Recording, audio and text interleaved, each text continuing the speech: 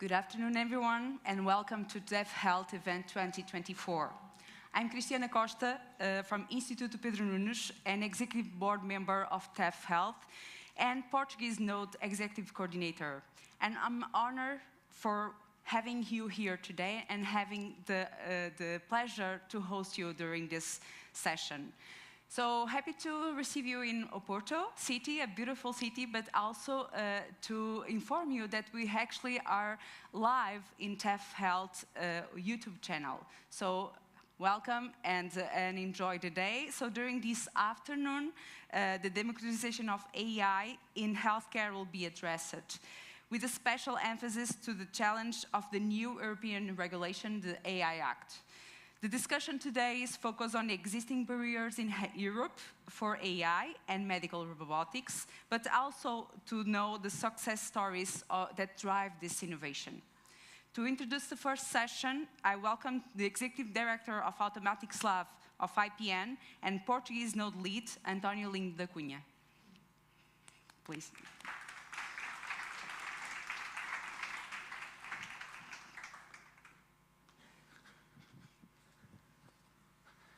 Hello, good afternoon. It's a pleasure to see you here after lunch. Very tough session after lunch. But the idea for this section is to explore the intersection between the regulation, for example, like a new layer of complexity, because we know that AI Act is there. But explore also a second dimension, is that about the tools that will support the companies to navigate better in this extra layer of difficulty. Because we know that AI is important. We can see the impact, for example, that AI in imaging systems, detecting diseases and features from image. But in fact, the AI has some attached to some risks that need to be controlled. That's why the AI Act is important. Then, to understand somehow these two issues, the regulation and the tools, we'll explore three different perspectives. The perspective of the European Commission, somehow understand the expectation of the European Commission, how they will apply, for example, the AI Act at the European level. Second perspective is about the tools. The idea is to understand also from the European Commission what tools we can expect in the future that will support the startups and the companies in general to navigate better in this, again, extra layer of complexity.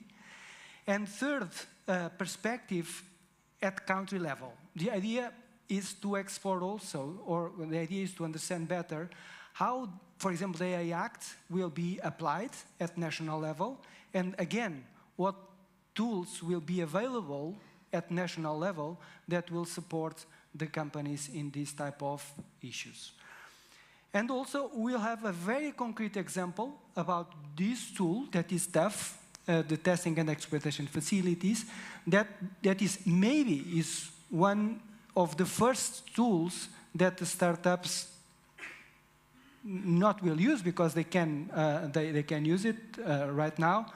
But I think TEF represents very well the type of support the startups need to find in the future to in this more complex world that we'll find in the next years. Then, to explore the first perspective, the European Commission perspective, I will have the first speaker, that is Dr. 𝗿𝗲𝗿𝗂𝗵𝗂𝗍 from its Legal and Policy Officer at the European Commission, from DG Connect, Vice Chair of the OECD Working Party and Artificial Intelligence. And welcome. Dr. 𝗿𝗿𝗿𝗂𝗵, are you there? Yes, hi. Great. Hello. Okay, the floor is yours.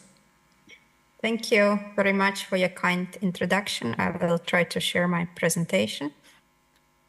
Just a second.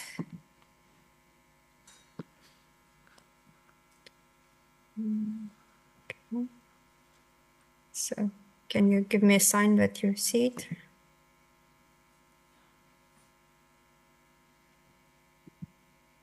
Yeah, so I think you see it. Okay, so hello, good afternoon. I'm sorry I cannot be in presence in Porto. And indeed, as have been just introduced by my moderator, I will start with providing a first perspective, so to say, a regulatory perspective. And my presentation in the next 10 minutes will focus on the key essentials Artificial Intelligence Act, and I will try to explain what is the main logic and of the Artificial Intelligence Act, and in particular, how we see from regulatory perspective how AI Act will interact with other pieces of legislations, in particular medical device and in vitro diagnostic regulations. So just to give you a bit kind of main assets related to AI Act to understand. First of all, Artificial Intelligence Act that entered into force in August is a product safety regulation. So it's very important that it will contribute to already established body of the product safety legislation.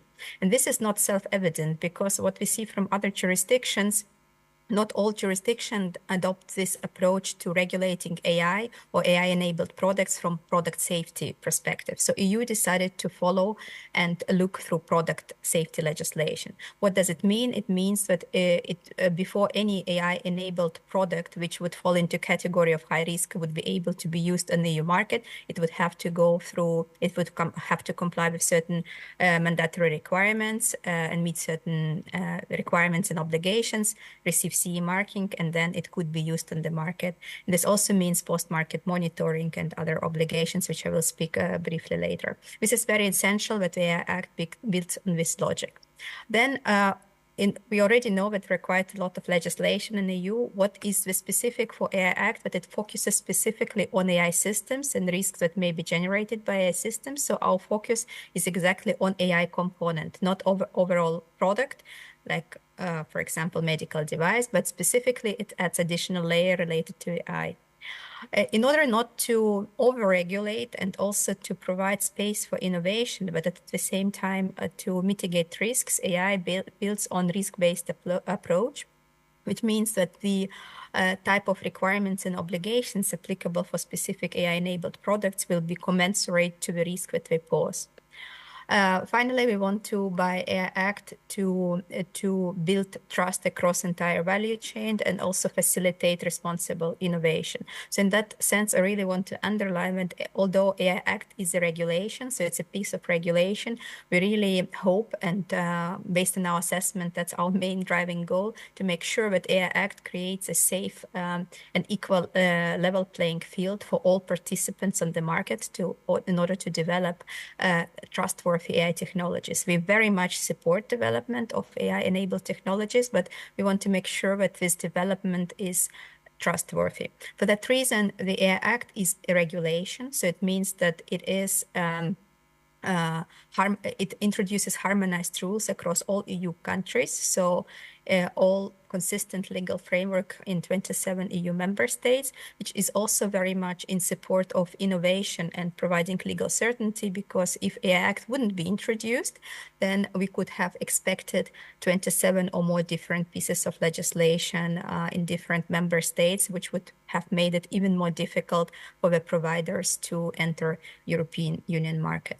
So, as I already mentioned, one of the key cornerstones for the AI Act is a risk-based approach.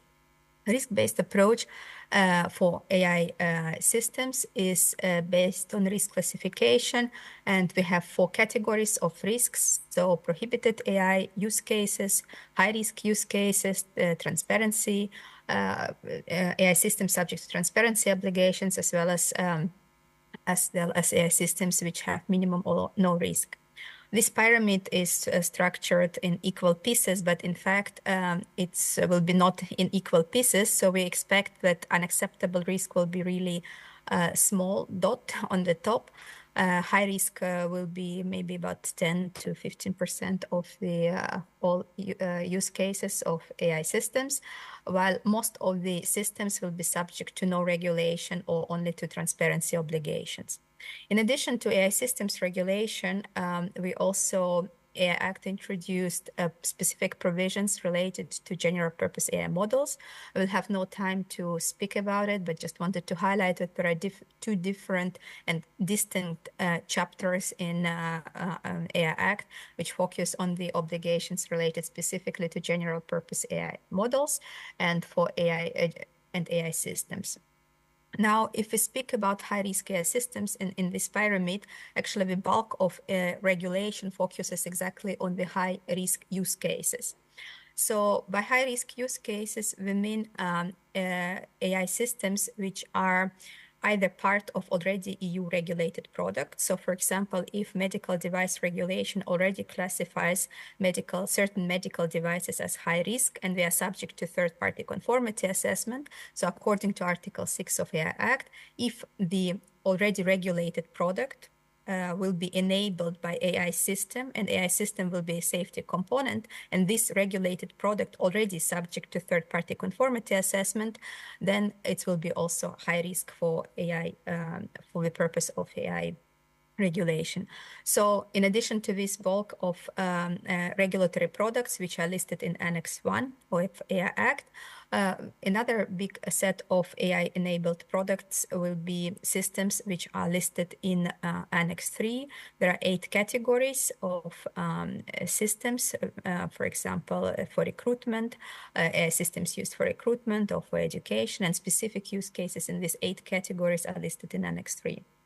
So in order to, so what is if you are high risk? So if a product is high risk, it means that this product, AI-enabled system, would have to fulfill certain mandatory requirements, and the requirements are listed now on the slide. So they include risk management, cybersecurity, accuracy, robustness, and so on. So the providers would have to fulfill, so the AI system would have to meet these requirements, and the provider of AI system would have to ensure that these requirements are fulfilled. So how is it all going to work together with already existing pieces of legislation? As I mentioned in the beginning, AI Act focuses primarily on the AI system component and not on overall product.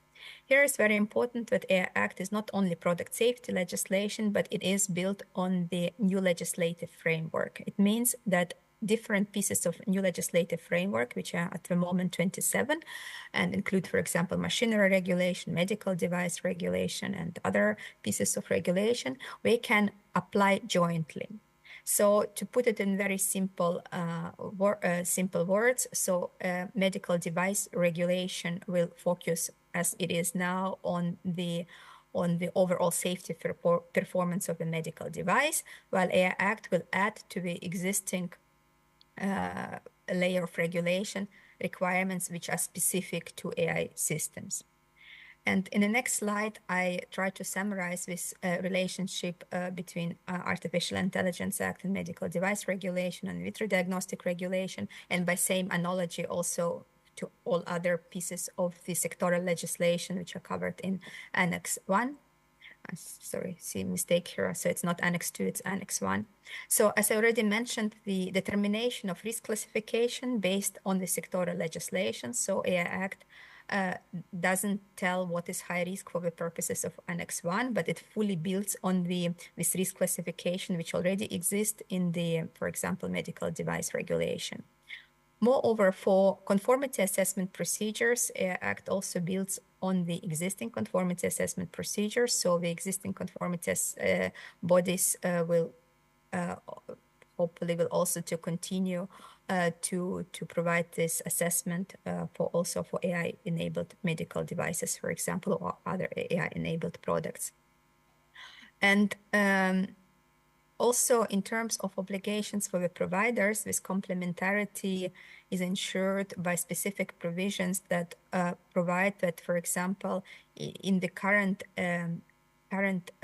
documentations, like, for example, risk management systems or quality management systems, the provider wouldn't have to completely override or write separate risk management system or quality management system, but obligations coming from AI Act, for example, related to specific vulnerabilities of AI technologies, could and should be, the provider has a possibility to integrate the specific requirements into the existing documents and procedures.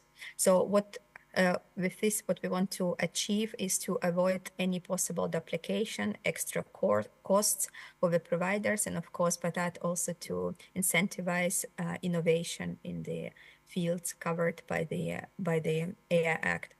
So in just last two slides, and I spent 20 seconds on each, in order to make it all work and also to have the cooperation both with the stakeholders and also member states, AI Act implementation will be supported by three important groups. One is AI board, where member states will be, high-level representatives of member states will be represented.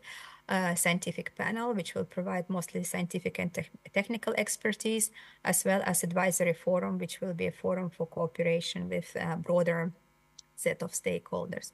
In terms of priorities, where we are AI offices currently working in terms of regulatory compliance, we are preparing, so we are setting the governance structure, as you saw on previous slide. So AI board was, for example, established in September this year, and now it's gearing up to, and subsequent meetings are planned. Then we also preparing a number of code of practices, in particular for general purpose AI models. We also work on the preparation of technical standards in support of the requirements. For that, European Commission has already issued standardization request in 2023. We are now updating the standardization request with the latest, to align it with the latest state of play on the final text of AI Act. And we are preparing guidelines and implementing and delegated acts, for example, on AI system definition. This will be one of the first guidelines together with the guidelines on prohibited practices. And on the right side, you see the main milestones when different parts of the Act will enter into force. So provisions and prohibitions already will start to apply from February next year. The governance and provisions on general purpose AI models will apply from summer next year, and all other rules as a general will apply in 2 years, so from August 2026. So there is certain timeline to prepare, but of course we are trying to be ready for this deadlines in order to fully implement and apply AI Act correctly. And maybe just as a last comment and as a bridge to next presentation, also, I think it's very important that AI Act provides also for provisions which should facilitate innovation and experimentation. So, for example, each member state should establish regulatory sandbox specifically on AI. This, of course, in addition to the measures like support, and which we support under the Digital Innovation Program, and my colleagues will speak later about this. But just to also to highlight that this innovation and excellence and regulation for us is really part of one package. So we see it as a holistically as a set of measures to facilitate trust and uptake of trustworthy technologies. And this I finish my presentation. Thank you.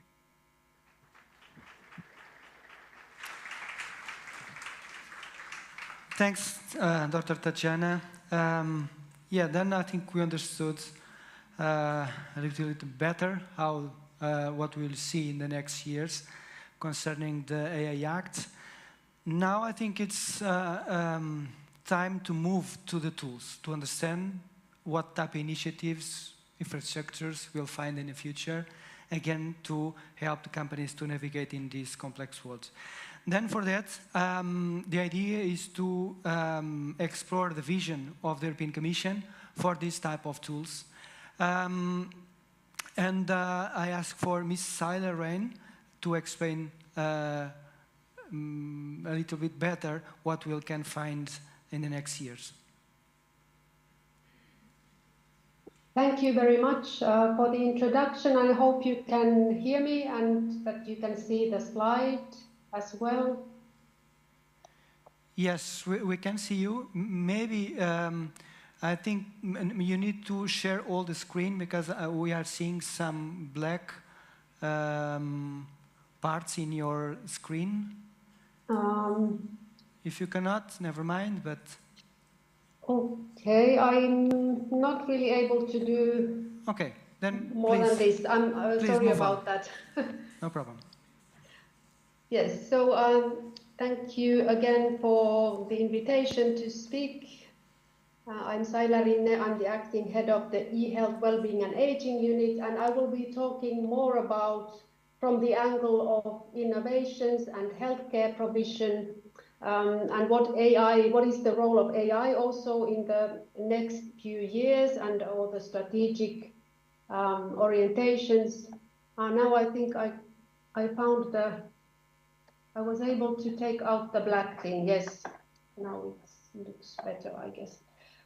Yes, so if we look at recent developments, of course, now the new commission is going to start soon, and we have already the political orientations from the President von der Leyen, and on top of that we have political, let's say, guidelines and reports from Enrico Letta and Mario Draghi, for example. And if we look at those, it's clear that innovations in healthcare and investments in research and innovation are going to be also in the center of the next commission. The political guidelines talk about supercomputing infrastructures to be made available for companies working on innovative technologies such as genomics and quantum computing. Trustworthy AI is very prominently also mentioned.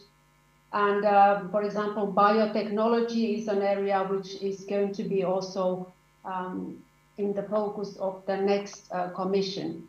And if we look at the AI in healthcare in the sort of the most traditional sense, looking at the whole care pathway and how AI can help,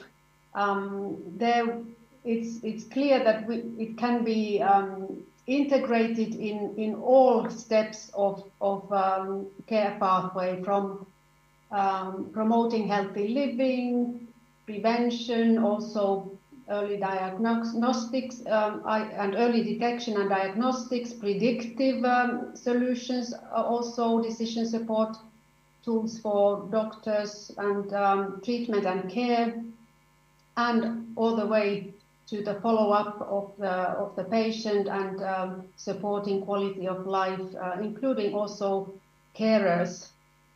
And if we look at the positive expected impacts of AI across the care pathway, of course, there are quite a lot of societal impacts, positive impacts that can be calculated also in terms of costs, longer healthy lives, more personalized care solutions, and patient empowerment. So this is the, let's say, the positives that we see. And so what AI can already do relatively, let's say, easily, and what are the most advanced solutions? Medical imaging is a very promising area where AI can help and speed up the work of the radiologists. AI can help with repurposing of medicines, enhancing delivery of care, for example, using speech-to-text tools and AI. Also, researchers can more easily generate synthetic data, and in general, the hospital workflows and care pathways can be facilitated with AI. But of course, these all solutions are there to assist and support, not to wholly replace healthcare professionals. Then if we look at this question from the perspective of technology development, so the developments are super quick, and there's a lot of there are leaps happening in AI, generative AI. But when it comes to adoption in healthcare systems and really going to the market with AI solutions, there are many questions that have to be asked and answered, and also certainties have to be there in order to be sure that, like Tatjana just explained, we need trustworthy AI and we need the regulatory framework in order to be sure that the solutions that are integrated in healthcare provision are reliable, that the workforce is well prepared, that there is the know-how, how to use the tools and understanding of how AI works, at least a basic understanding, and also explainability of AI systems in healthcare. All the policy-making environment also needs to be sort of favorable for adoption of AI solutions. And for example, personalized medicine can be very costly. So also the cost-benefit ratio needs to be considered. And privacy has to be preserved at all times. So it's like the technical solutions are there, but we need to be very careful and be sure that what we do with the AI solutions when it comes to healthcare in particular.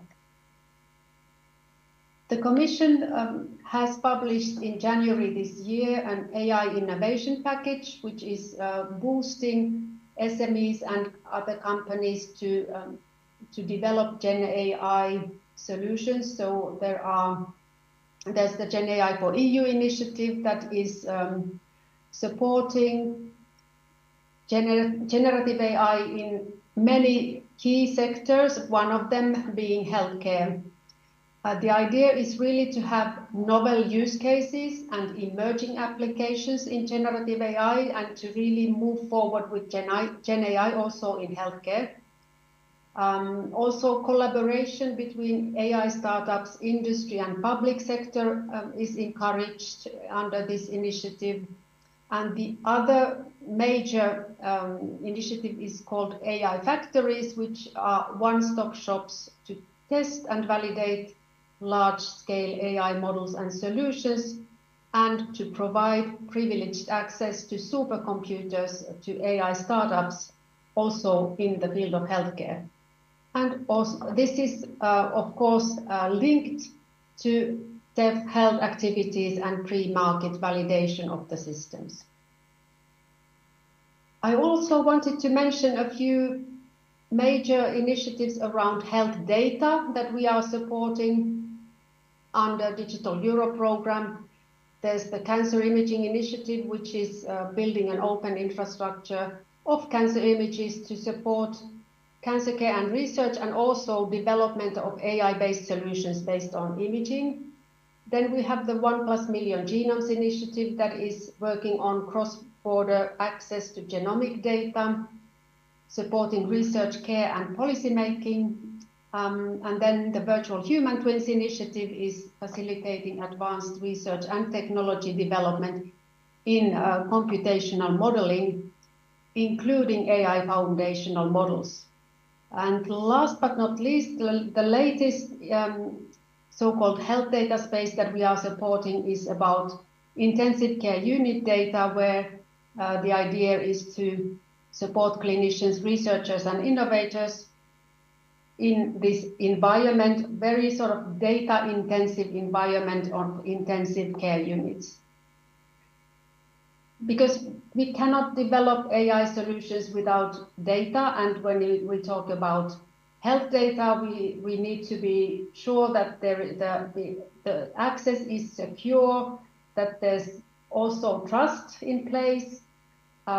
We need to also support federated approaches so that the data does not leave anywhere from the source, and so on. So there are many aspects to take into account when it comes to access to health data and being able to use health data for AI applications. Finally, I wanted to mention the European Health Data Space regulation, which is coming up. It is supporting primary use of health data, which means health data for delivery of healthcare, improving also patients' access to their own health data. And then we have the EHR systems requirements, electronic health record systems requirements that are creating a single market for EHR systems. And finally, the secondary use, which is perhaps the most important one here, is about reuse of data, health data for research and public interest purposes. And then once this EHDS infrastructure and framework is in place, we will have the possibility to provide access to health data for development, testing, and validation of AI solutions as well. So this was my last slide, and I thank you for your attention, and look forward if there are any questions. Thank you.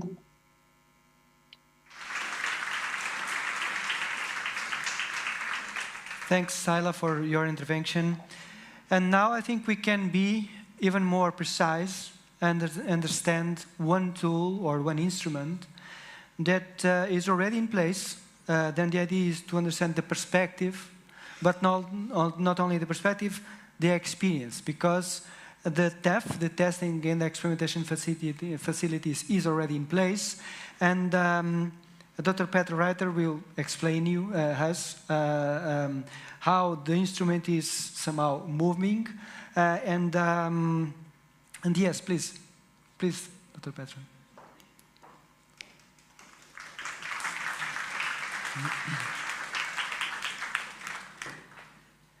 Yeah, thank you very much. My name is 𝗵𝗲𝗍𝗍𝗍. I am Director for International Affairs at the Charité University Hospital in Berlin, Germany, and I'm also coordinator of the testing and experimentation facility for health, AI, and robotics. And I just came over from Berlin this morning. I had to get up very early at 3 a.m. because we have the World Health Summit taking place right now in Berlin. And yesterday evening, we had a session on the European Health Data Space, also with colleagues from the European Commission, from the OECD.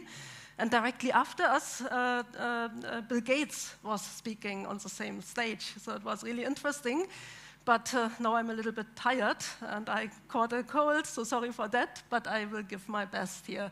So I'm very pleased to speak here today in Porto about the European Testing and Experimentation Facility for Health, AI, and Robotics.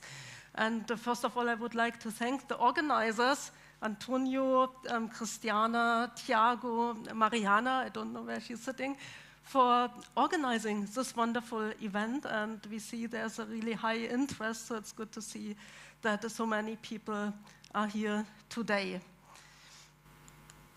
Let me start with this. This is actually a virtual human twin. We just heard it. There's a big initiative in the European Union, initiated by the European Commission, about human virtual twins. This is a human virtual brain twin.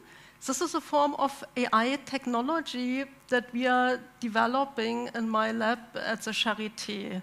Yeah, it's a simulation software that we are developing already now for 11 years. We had the first release 11 years ago. And it enables to simulate human brains, personalized human brains. Here you see an example of such a human brain. You see the activity that we are simulating. And probably you can imagine there are many interactions, and these algorithms that we are using are pretty complex, as is the case for most AI systems. And the challenge is that it's very difficult to understand. So there are only few people in the world who really understand these algorithms. And this is also software. This means that the application is continuously changing. It's an agile development. It's continuously being improved. And there's another complication with these digital twins or AI technologies, namely that they are context dependent. So depending on the data that drives the system, the performance can differ. And if the quality of the data is maybe poor, then the performance of the system can change, and this is very difficult to predict. So there are many challenges, also many opportunities, but because of the challenges and risks that are associated with these technologies, the society is asking, actually not only in Europe, but we hear it also very loudly in North America, for example, for regulation by the governments, by the responsible authorities to protect the rights and the well-being of our society, of the people in our society. And Europe is leading this initiative. Europe are the first who came up with a regulation, a regional regulation for trustworthy AI, with the AI Act that actually came in force just in August this year. And of course, it is really difficult to define trustworthiness. Trustworthiness is a big term. And in the AI Act, there is an operationalization or formalization of trustworthiness. We have heard this from Tatjana. There are different categories like human agency and oversight, technical robustness, privacy and governance, transparency, diversity, non-discrimination and fairness, societal, environmental, well-being and accountability. Yeah, and you can probably imagine it's really difficult to assess, just try imagine assessing a human being for these features. It requires many new standards and also many new protocols to put actually these characteristics to test. And also a lot of testing and validation and documentation by the AI system providers. And the authors of the AI Act acknowledged this, and they suggested an implementation instrument, the Testing and Experimentation Facilities, TEFs. And you can find actually in the AI Act that the TEFs have to provide technical and scientific support for AI providers and notified bodies. And in the healthcare sector, the Testing Experimentation Facility for Health and AI and Robotics, TEF-Health, is covering the healthcare field and is funded by the European Commission and by the member states with 60 million euros for initially 5 years. But these TEFs will survive and will become sustainable after the 5 years. You have seen the pyramid in the presentation by Tatjana. So we have the classification of AI systems according to the associated risk. And we see this minimum or no risk, we see transparency risk, and then the higher risk and unacceptable risk. The medical devices largely fall under the high risk categorization, and this has the consequence that the medical devices that have AI systems incorporated have to undergo conformity assessment before they enter the market. And the testing experimentation facility for health, AI, and robotics, we consider it as a flying wheel that accelerates the process of going through the validation and certification, and thus bringing the products with the AI systems from the lab to the bed or the patient and the market. And for this, we already now provide, the project is still young, it's not even 2 years old, and we have a portal now already in place, TEF-Health.eu, where AI providers can discover services that we are providing via a single entry point. And these services are related to certification, the preparation for certification, and the actual certification. Then also consulting, for example, for clinical trials, for AI and robotics, but also access to infrastructure, physical infrastructure, but also virtual infrastructure, in particular secure and trustworthy infrastructure, and very important also to data, and in particular health data. In addition to that, we in TEF-Health are working with authorized or notified certification bodies, with standardization authorities, to develop the standards together and to develop also new methods for certification, and in particular agile certification that better takes into account the software life cycle that underlies AI systems. We are comprising presently 52 partners from 9 countries, including Germany, where Charité in Berlin is the coordination site.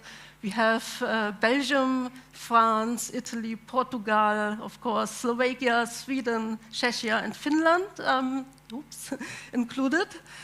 And here you see the logos of the partners. So we have, for example, leading healthcare providers.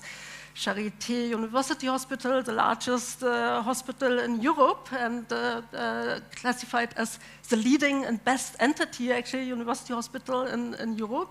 Karolinska, I think ranking place 2 in Europe, is also involved, or for example, also Humani, in Belgium, a private hospital.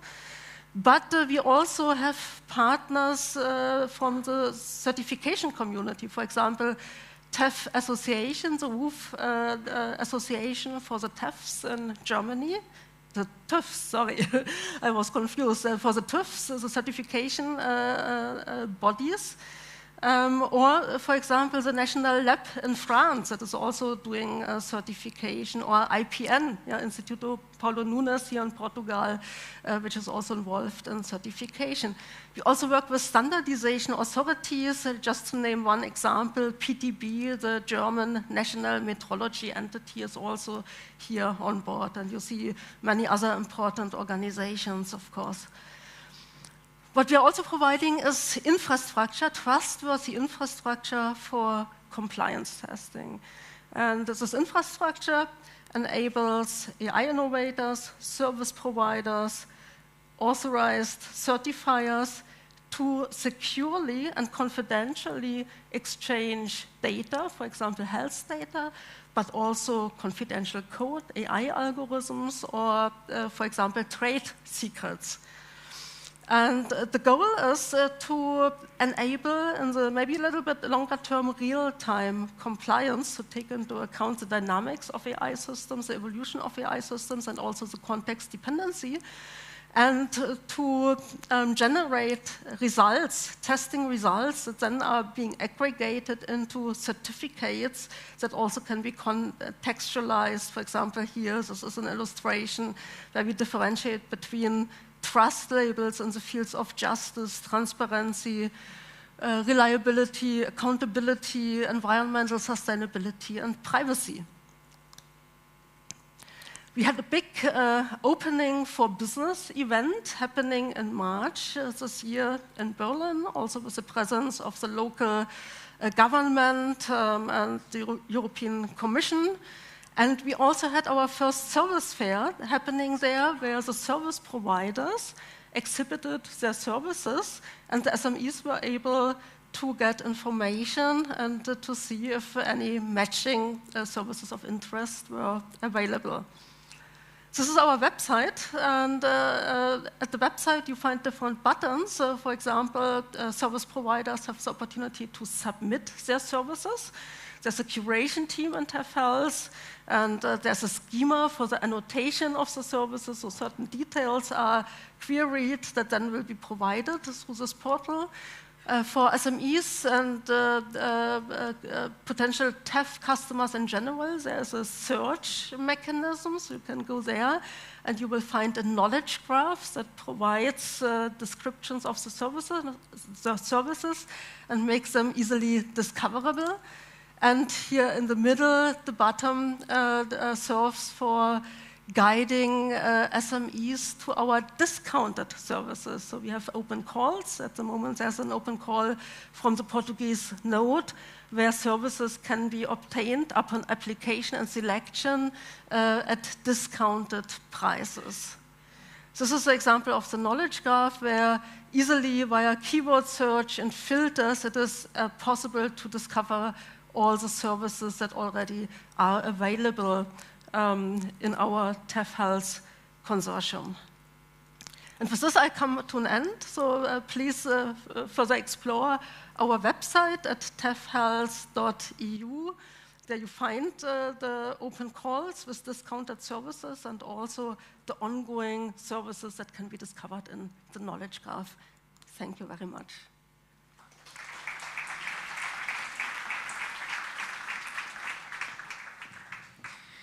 Thank you, Petra. Then we already have the perspective of the European Commission. We already have a very concrete example about the support to the companies.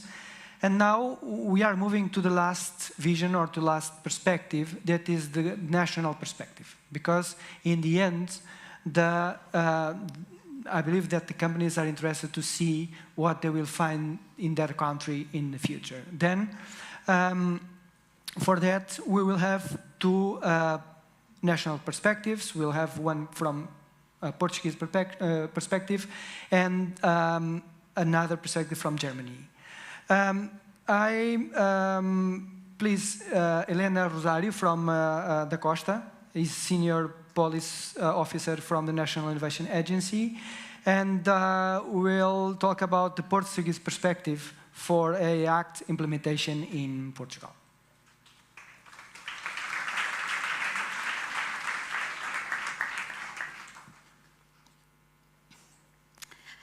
Hello, everyone. I'm from National Innovation Agency of Portugal.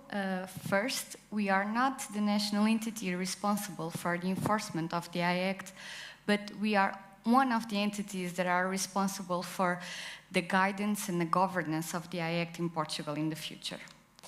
So today I will present a little bit about the AI Act, the financial instruments that will be available for SMEs and startups, and what we are envisioning in Portugal, what will be the governance and the structure for this new upcoming regulatory act. The AI Act actually already entered in force in August, and now we have 2 years to prepare. The member states have 2 years to prepare what will be their governance, what will be the entities, the responsibilities, and how we can support the SMEs, the startups, and of course also the universities and research centers.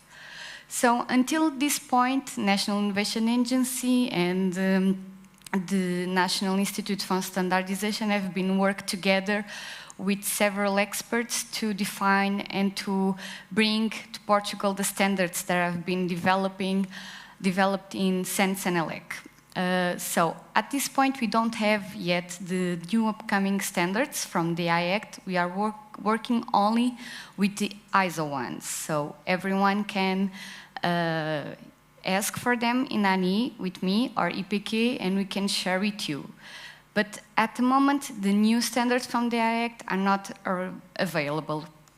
So what we are focusing at this point, so in the upcoming 2 years, what will be established will be a regulatory sandbox. This regulatory sandbox is mandatory.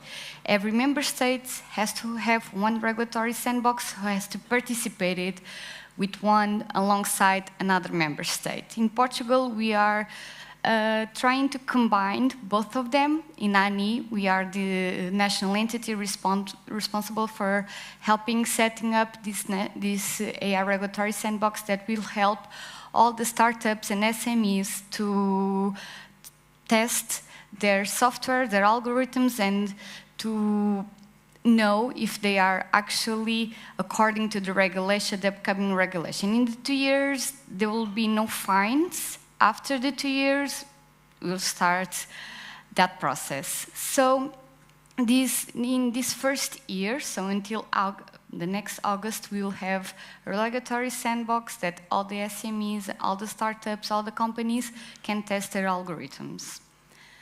From the European, we have a lot of here that already Tatiana talked about. We have a lot of funding, a lot of money coming up. Portugal, we are actually setting up the Gen AI for EU. We also are right now with the FCCN. We just launched the first call for the AI factories. This will be for the supercomputing.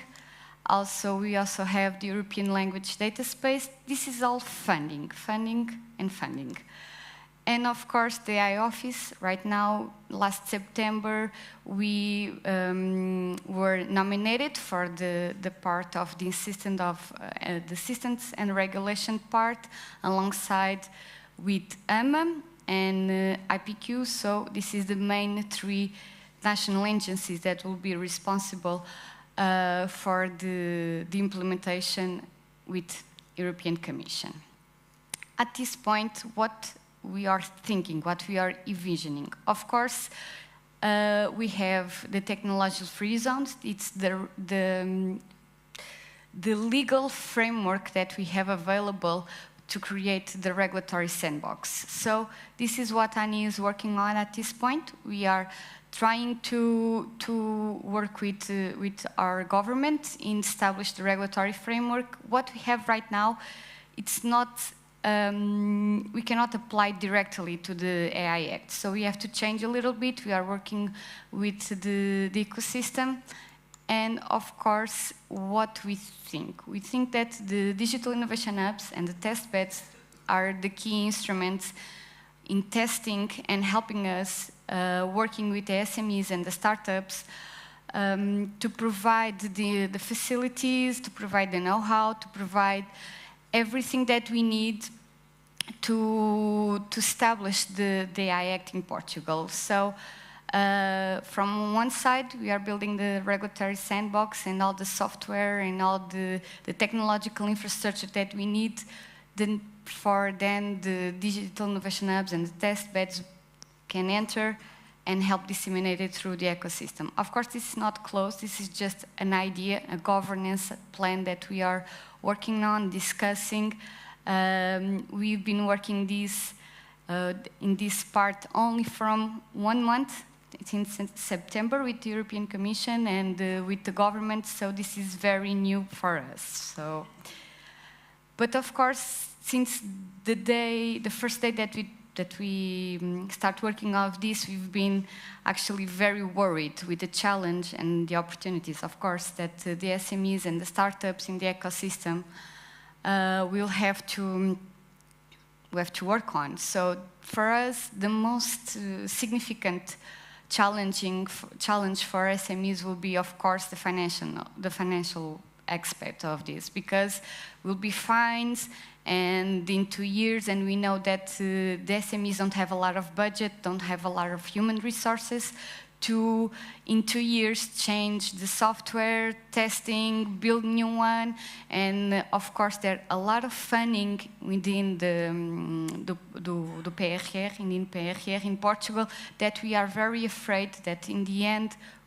all the software that is that's been built cannot work within the European Commission, and this is for us is very upsetting, and we don't want this. Of course, for startups, it's another world. We already talking with the main startups in Portugal in artificial intelligence and our unicorns, and they're actually telling us that the venture capital is very scared of this regulatory framework, and they actually are stopping giving money to the startups at this point in European until they can prove that their software, that the algorithms are actually ethical.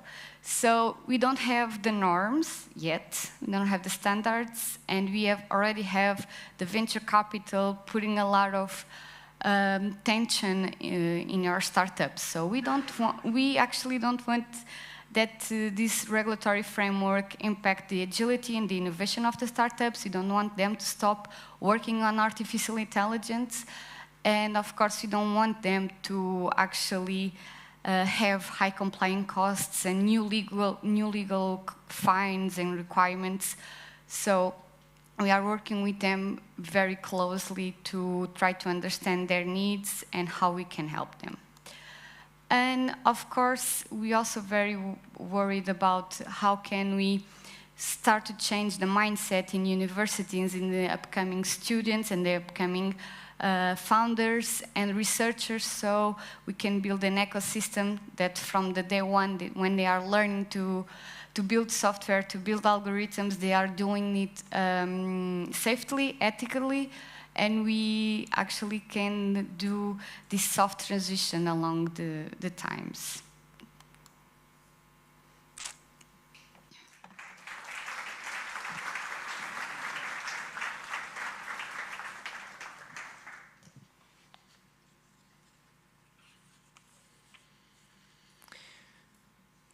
Thank you. Now it's time to try to understand better the situation in Germany, if it's more or less the same or not. And for that, we'll have a speaker, 𝗵𝗲𝗶𝗃𝗃𝗿𝗁. I don't know if it's the right 𝗵𝗲𝗃𝗃𝗃𝗿. Very well. That's correct. It's correct? Okay, not bad. That will somehow present the German perspective on interplay between the AI Act and medical device regulation and collaboration with the national stakeholders. Please, Stefan, the floor is yours. Yeah, thank you. I hope you can see my screen. First of all, greetings from Berlin, and thank you very much for the opportunity to present the German perspective. I'm a policy officer at the German Federal Ministry of Health in the division responsible for medical device safety and the European medical device regulation. I'm a biomedical engineer, and I'm primarily responsible for all technical questions, in particular medical device software and AI medical devices. As many of you are aware, and Dr. Tatjana from the Commission has already presented, that the AI Act has an impact on existing EU legislations, such as the EU Medical Device Regulation, MDR, and the EU In Vitro Diagnostic Regulation, IVDR. If you think of classic medical device technology, such as hip implants, this may seem a little bit strange, which is why the MDR and IVDR are within the scope of the AI Act. However, the MDR and IVDR set requirements for technologically very different products. For example, beside hip implants are diagnostic devices such as MRIs, active implants like pacemakers, closed loop systems for the treatment of diabetes patients, and standalone software. And these examples have one thing in common: they use algorithms. And this is the main reason why the AI Act is so important for the medical device sector. The algorithms that use AI can create better, safer, and more effective medical devices, for example, in prevention, treatment, or diagnostics. And with the AI Act, it is even possible to provide medical devices that continuously improve their performance during their market phase, which is currently not possible. But this raises various regulatory and practical questions that need to be clarified before the AI Act applies for medical device sector.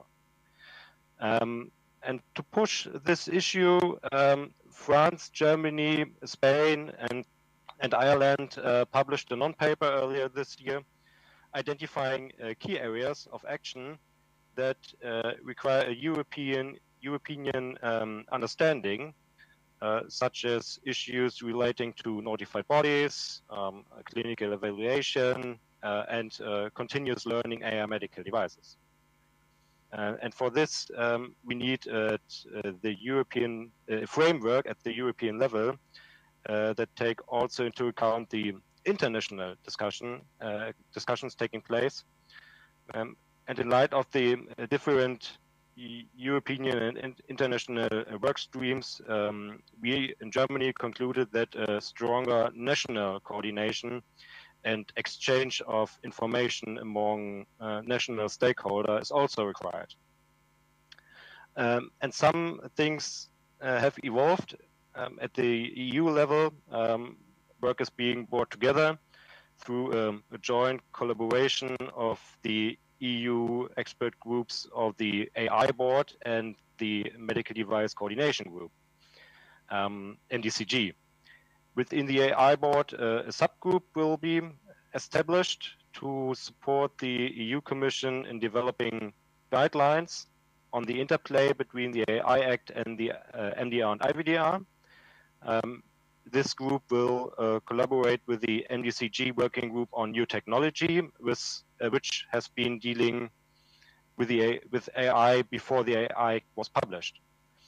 And at the international level, the International Medical Device Regulators Forum, IMDRF, a voluntary group of medical device regulators from around the world that aims to harmonize international medical device regulation, is also developing guidelines in the area of AI-enabled medical devices. And one working group of the IMDRF, the AI Machine Learning-Enabled Medical Device Working Group, is developing guidance for AI lifecycle management. And another working group, the Software's Medical Device Working Group, is concentrating on the classification of software, including AI.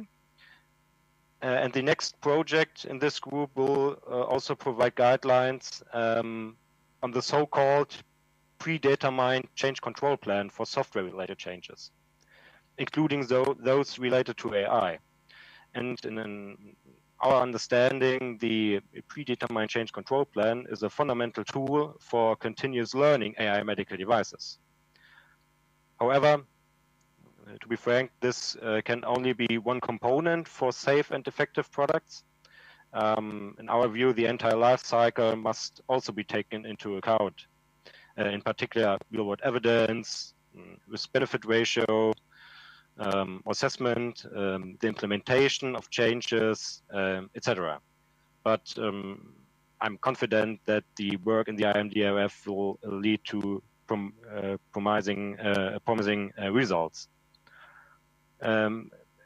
Germany has a strong medical device technology companies in the field of AI, such as Siemens and various SMEs, and they are active, for example, in standardization activities and the development of market-ready AI systems.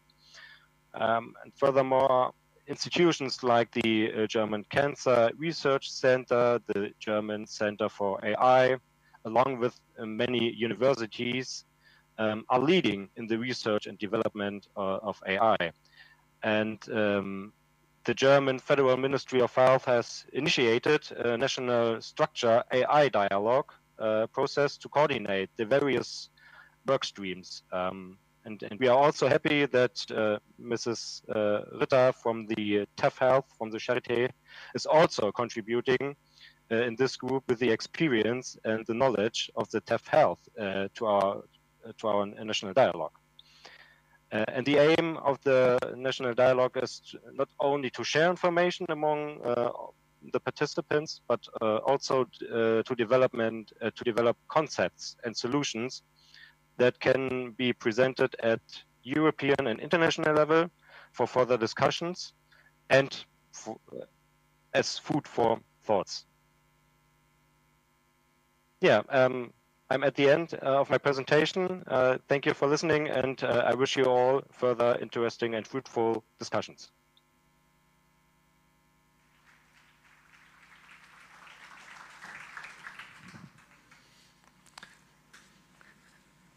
Thanks, Stefan. I think we have some time to open to discussion to the audience. I think we have 8-10 minutes to do that. Please, you can elaborate some questions to the speakers that are with us, but also to the speakers that are remotely.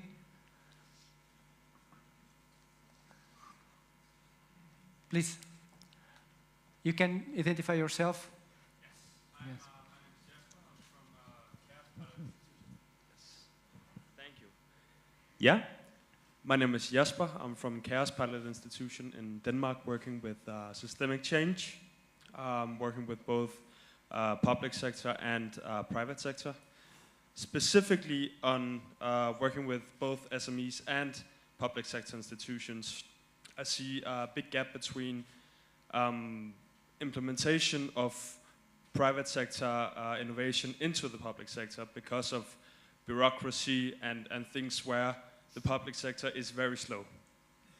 How can the TEF help address this?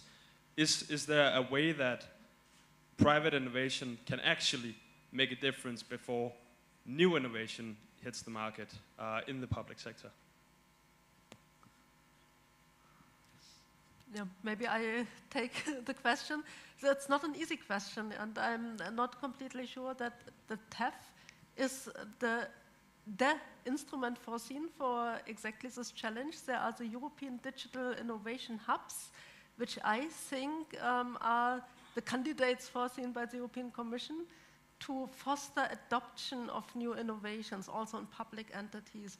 But of course, we are also interested in this topic, and I had a long exchange with our new project officer, since our previous one is on leave right now. He got a child. So when we exchanged for the first time, this was actually a big topic for him to get access to the procurement departments of our 52 partners in order to teach them how to adapt new innovations, yeah, from the private sector. And I think this general issue that knowledge needs to be created, that all layers of the society, including in the public entities, need to be engaged, yeah, in innovation, in the AI Act. This requires education and knowledge. This is a big topic, and we can contribute as TEF, education and distribution of knowledge.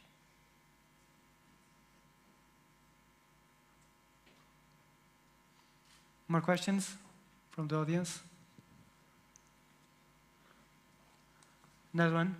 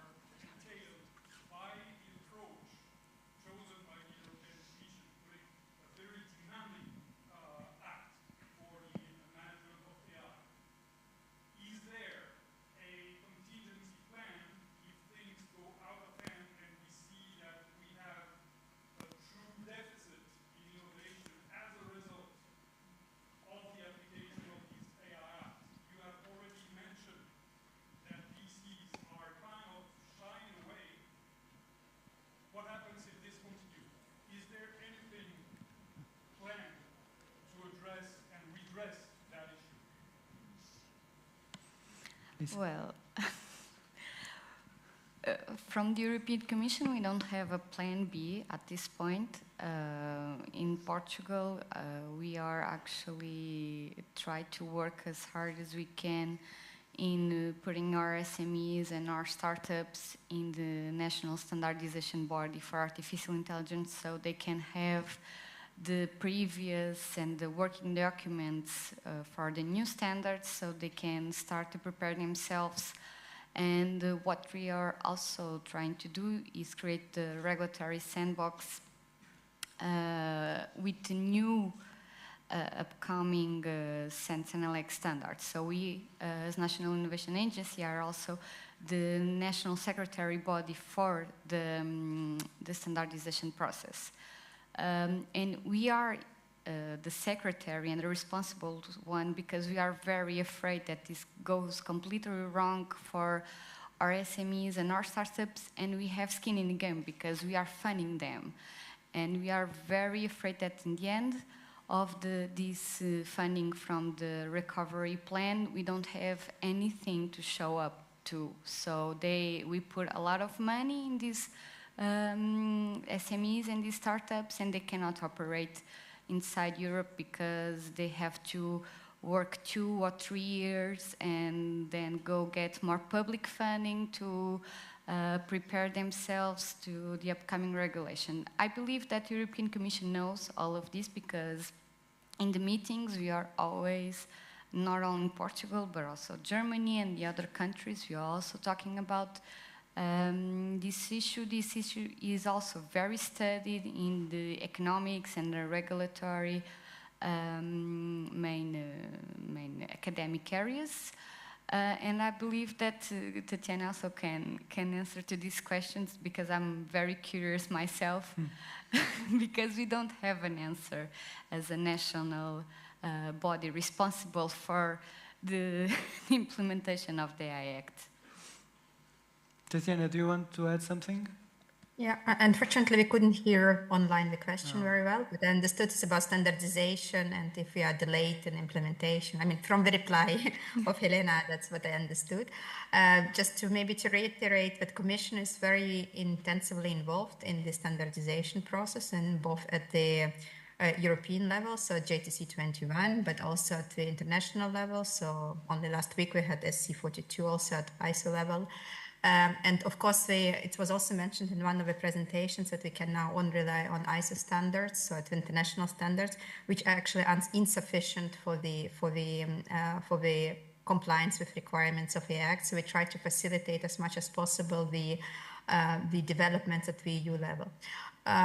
It's not a plan B, but what we really understand is also that further guidance is necessary. So in addition to what also have been, I think, mentioned by Stefan and Helena, that we already established AI board. So only after like a few months after the AI Act entered into force. And AI board will be really a steering board also, and the interface for cooperation with member states authorities, but also other stakeholders to make sure that AI Act implementation is well prepared.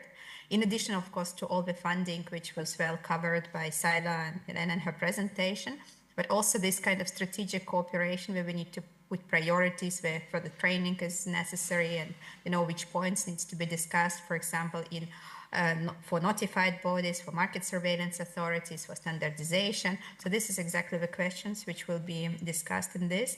So we understand that it's challenging, but we are trying to look forward, so to say, and also to work very hard to make it possible. So yes, it's a new challenge, it's a novel challenge, but we think that we have instruments and we have definitely a big interest to make it all work. Thank you. I think we can close the session. Thanks for your great intervention. I think we are not more relaxed, but at least we know what we can expect in the future. Yes, we'll have a small break, and please come back at 3:30, right? Bye-bye.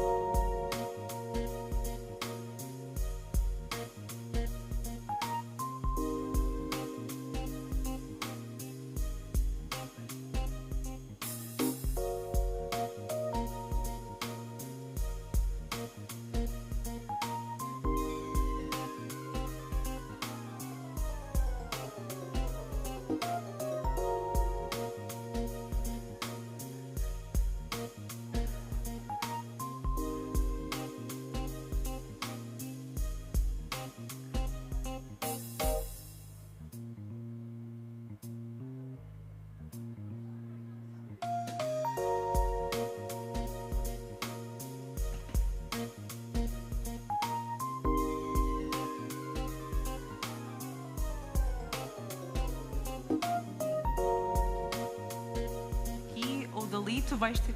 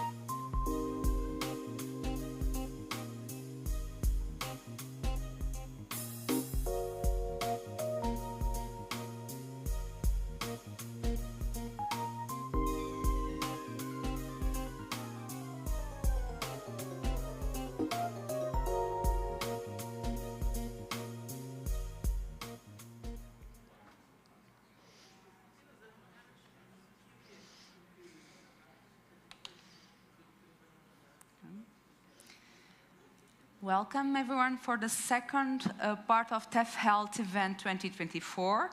And now I invite to the stage our physician from Charleroi Hospital, 𝗵𝗲𝗹𝗁𝗲𝗍𝗂, Executive Board Member of TEF-Health, and 𝗵𝗲𝗍𝗂𝗍𝗍𝗂, TEF-Health Belgium No representative, to introduce to you TEF-Health and the added value to the SMEs.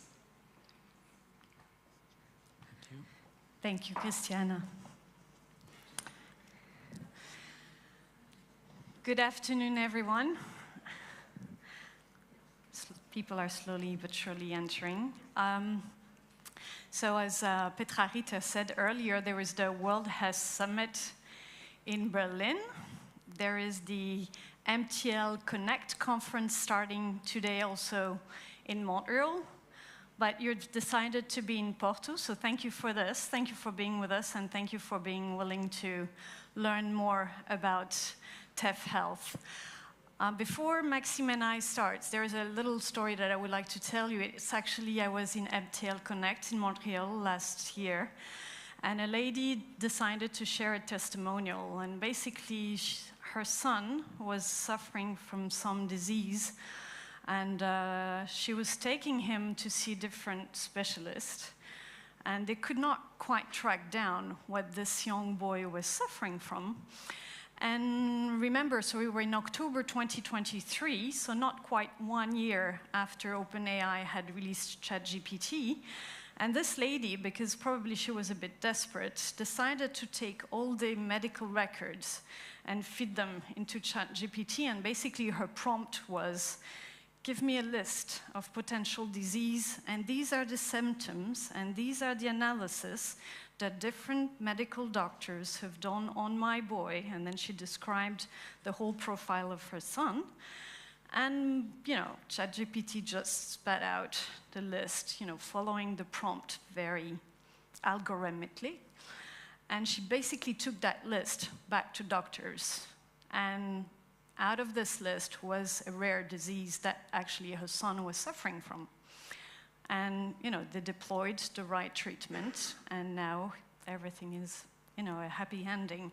And basically, I'm sure that there are people in this room that could tell other stories about, you know, AI bringing, making a difference in a way. And so, and also listening to previous talks, today the issue is not so much whether AI, but how AI.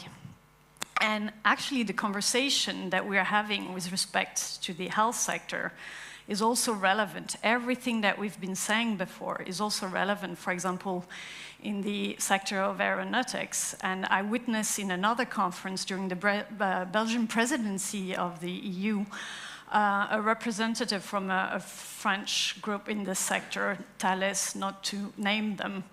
And they say, you know, basically, in order to use the whole potential of AI, we should really have 4 criteria. The first one is validity. So basically, the AI-based system should perform what it is meant to perform, not more, not less, just what it's meant to perform. There is, of course, the issue of security, the fact that it should be robust, that it should be resilient in case of cyber attack, for example. Explainability, so that people that are not data scientists, that are not you know, specialized in deep learning, machine learning rather, should be able to understand what some decisions are taken and not other. And finally, of course, the issue of responsibility, that things are done ethically and legally. And so this is where AI appears to be as a tool, an empowering tool. The person from Thales has used the term enabler. And I guess everybody here in the rooms agrees, of course, with what's written here, but the problem is that when you start thinking along these lines, this puts an incredible burden on SMEs. And basically the hot topic, the hot issue right now is not so much, it's really this, it's how SMEs are going to address this.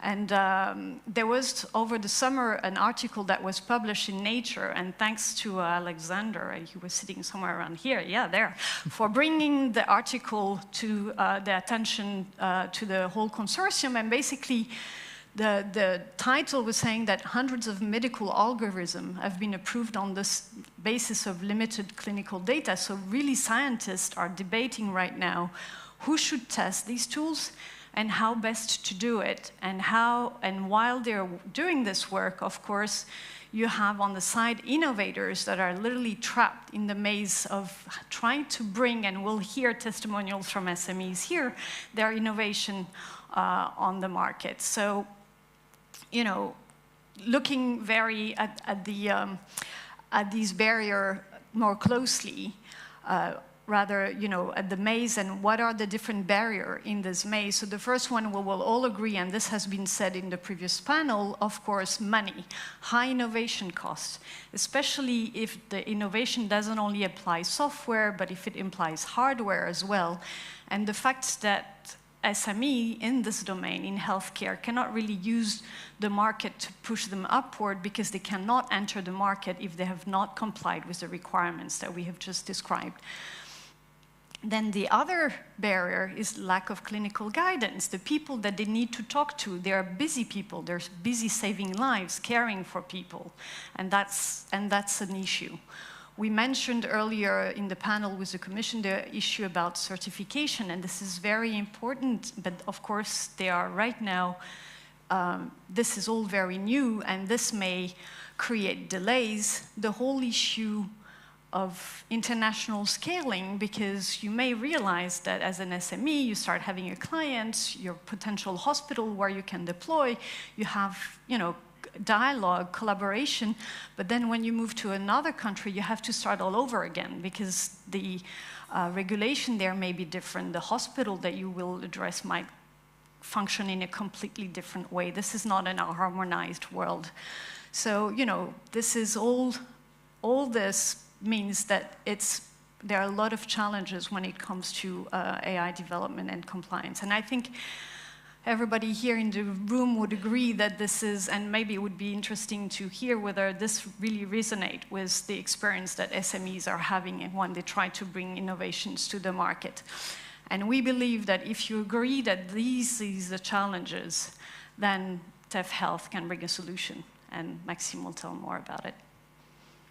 Thank you so much, Anne-Laure. Brilliant as usual. So it's going to be difficult for me to keep it strong, but try to do that. So at the heart of our solution, there is one single concept, momentum.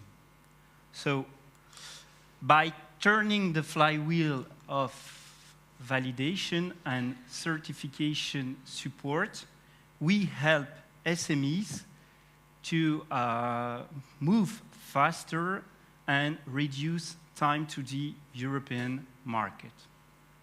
And I think that everybody knows in this room for sure that one small step can lead to giant leap. And as more SMEs validate their solution, as more SME validate their solution and scale faster, TEF-Health can build network effect that benefit to everyone. And if you are not yet convinced by this, just have a look on this simple example. We take two phones, okay? Between the two phones, there is only one interaction. If I increase my network just a little bit, let's say 5 phones. Here we go, 5 phones, 10 interaction.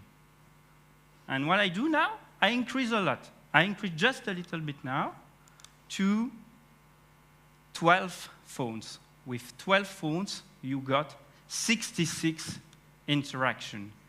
In other words, every time we got a new user in our TEF-Health platform, this new user strengthens our network. That's the network effect. Not so difficult. And what you have to do, you have to imagine the process as an early wins. And each time that you got an early wins, there is a momentum we add to the flywheel. And through this, we can accelerate medical innovation across Europe and improve the landscape of healthcare in Europe and beyond. And you can say practically, what do we solve in TEF-Health? TEF-Health address high innovation cost, as Dr. Ridder already told us, by providing access to the services at discounted price. Afterwards, we also provide medical expertise. So, as a SME, you are not alone. You are not navigating this alone anymore with us. We, as well, speed up the certification by cutting through the regulatory red tape. We, as well, help you, as a SME, to scale up internationally thanks to the network effect again. Finally, we are not just reducing friction with the TEF-Health. We are turning the challenges into opportunities. And Anne-Laure now will speak a little bit about our great consortium. Please. Yeah, 𝗵𝗲𝗍𝗫 introduced a bit earlier the different logos of the different institutions that are in the consortium. And if you have in mind the network effects that Maxime was just describing, just imagine if you have in these 50 more partners, the collaboration power that's behind this. And I think the strength of the TEF and the ideas that was behind the TEF is really the expertise of partners, and we're learning. This project is not even 2 years, and we already know each other. We're learning more and more about each other. And there are great talents, of course, in AI and in robotics and in healthcare, but also the facilities. 𝗵𝗲𝗃𝗍𝗃 was speaking about Charité and Karolinska earlier. There are 11 hospitals in this consortium, 11 hospitals that are willing to work together. And of course, sometimes we have different expectations, different ideas of what's the next step, what's the path forward, but ultimately all these people are convinced that if we work together, we can really accelerate innovation in the healthcare sector, and that will be a very added value for our society in Europe at large. Also, this is a very good critical moment. Things are moving fast, but we are on the train. We're not on the platform. And it's a critical moment from a legal point of view, from a societal point of view, and from an economic point of view. From a legal point of view, we mentioned it earlier, the AI Act was adopted in August. If you don't know this by now, it means you were not paying attention in the previous session. And the standardization process is ongoing. But what does it mean, the standardization process is ongoing? It means that there are partners in this room that are involved in the standardization process. The Commission was mentioning the drafting of a code of conduct. There are partners in the consortium that have detached experts to take part in the drafting of this code of conduct. So really, really hands-on and doing this together. With respect to the societal aspect of it, well, if you, of course, have not heard about ChatGPT, it means you were not living on planet Earth in November 2022.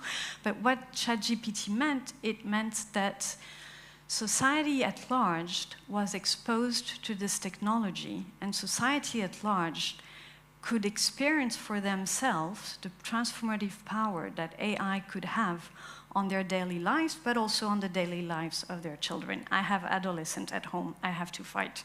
Did you do this? Or did your friend ChatGPT do it? It was AI entering our homes. And that means, of course, that very, very fast, to go back with our concern of healthcare, during the summer of 2023, so not less than a year later, the World Health Organization took a stance on AI and acknowledged the transformative effect of AI, provided that the requirements we mentioned at the beginning of this presentation were observed and were taken care of, and this was high on people's agenda. With respect to the economic aspects and our coordinator exchange with the EU institution about this,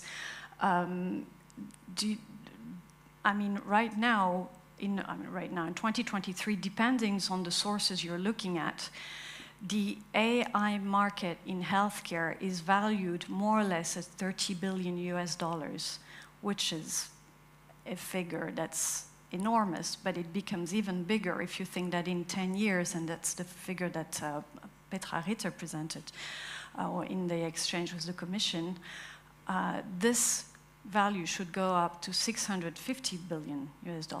And then, of course, the next question is, what's our share? Of course, everybody knows the state has the bigger share. It's 45%. But we often say in Europe, oh, it's late, we're late, we have to catch up. Well, I think we are comfortable to say we don't need to catch up right now. We need to move, but we don't need to catch up. If you look at the share of Asia and Europe, they're comparable. We're both in the 20s. Okay, they have a lot of potential. They have also rare raw material that we envy them. But I think we have also a legal framework. And what was interesting, I was quoting earlier a firm from the aeronautics sector, and this firm was praising about the AI Act. And I was like, oh, can you explain? Because I thought this was a barrier. Okay, this firm is not an SME, but they say we're happy there is the AI Act, because it means it's the same rule of the game for everybody. It means there is somebody that is watching us playing. And this is important to us because this field is moving fast. So that's, I think, showing that we're in the right moment to do what we're doing. And I'll leave Maxime for the last thought. Thank you. So we have talked about fast-tracking innovation. We have talked about momentum, flywheel, but if you agree, let's take a step back and look at the bigger picture. I mean by that, the why behind everything we do, all the consortium sitting here do in TEF-Health. You know, we believe in transforming healthcare. We believe in enhancing lives, because life is the most precious asset. And the way we transform healthcare is by creating a cutting-edge real-world testing and validation for AI and robotics. Our facilities are top tiers, collaborative, and built to the highest standard. We just happen to accelerate medical innovation. And to conclude this presentation, I just have a call to the SMEs who are present here today with us, just to say to them that this is your moment. Let's build the momentum together. You know, TEF-Health is not just a platform, it's a growing ecosystem. And we want you to be part of it with us. Because with us, you are not just testing your solution, you are leveraging a powerful network to accelerate your innovation and transform healthcare with us. Thank you for paying attention.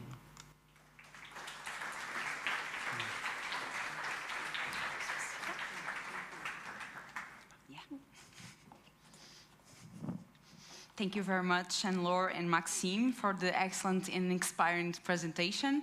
So moving for the next presentation and catching up here on what is the concrete, so how you can actually contact us, how you can actually benefit from this opportunity. So within TEF-Health, you have the opportunity, so can I maybe move the slides? No, yeah. Exactly, thank you. So you heard Maxime talking about calls, open calls. First of all, the open call is not the only instrument that you can use to access our services. You have actually a catalog online with contact points, so you have all the details on who are our service providers and how you can benefit from their services. You have all the details online, but the call is something different. The call is actually where you can apply for discount. So within TEF-Health, we have services that are framed within the framework that provides not cascade funding, sorry, but actually discount to services. This means that the services that are regularly quite hard and heavily costly for the SMEs are now here with the excellent opportunity for the SMEs to benefit with a less heavier burden and accelerate the access to the market. At the moment, you can find this in TEF-Health.eu, and actually you have one of our calls already open for business. So this is the call 1 of TEF, and those are the ones that are actually providing services at discount at the moment.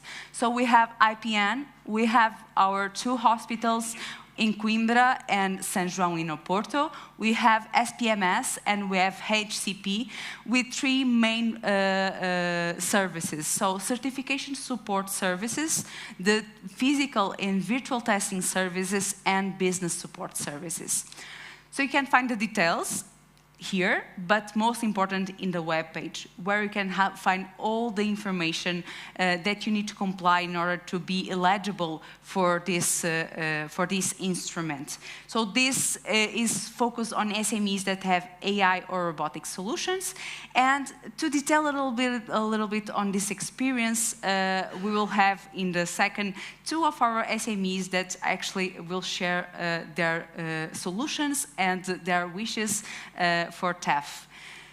More important, as you heard, we have more than 50 players in TEF. 11 of those are hospitals. So most of those will come in the next calls that will open really soon. So at the moment, you can benefit from the service providers that are Portuguese, but in a few months, you are actually having an open door for Europe. So stay tuned. And for now, I would like to introduce you our first speaker from our AI for Med Imaging, 𝗲𝘅𝗻𝗻𝗃𝗃, Senior Data Science, to share a little bit on the product. Thank you.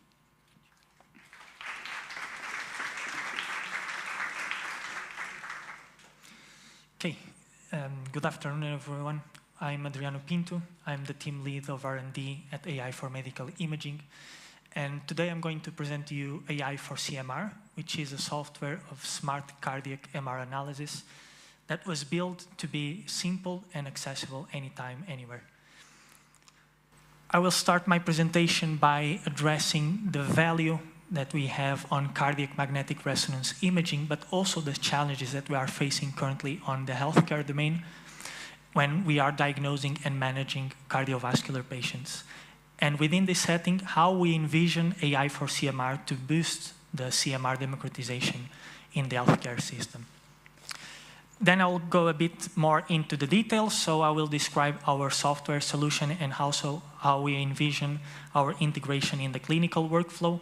And finally, I will address the upcoming functionalities that are actually part of the TEF-Health partnership and how we can benefit from the clinical domain value and the technical domain value in the TEF-Health environment or agenda. So, cardiovascular diseases is the first cause of death worldwide, with nearly 18 million of deaths per year. And this translates into a huge cost in our healthcare system, but also into our society. To diagnose and to manage a cardiovascular patient, the gold standard imaging acquisition is the cardiac magnetic resonance imaging, where the multispectral capability of this acquisition allows us to characterize the cardiac function, but also the tissue viability and the tissue perfusion. However, despite being the gold standard application, the usage of CMR as the mainstream clinical application is still residual, and this is due to several aspects. Being the first one, the fact that only 8% of the hospitals have access to CMR infrastructure or to perform the CMR acquisition. The majority of the solutions of post-processing that are already available on the market are highly unintegrated with the remaining clinical workflow, and therefore this leads to a duplication of information and also the need to break the current setting of reporting, go to the specific tool, and then go back to the initial point of analyzing all the images and all the data.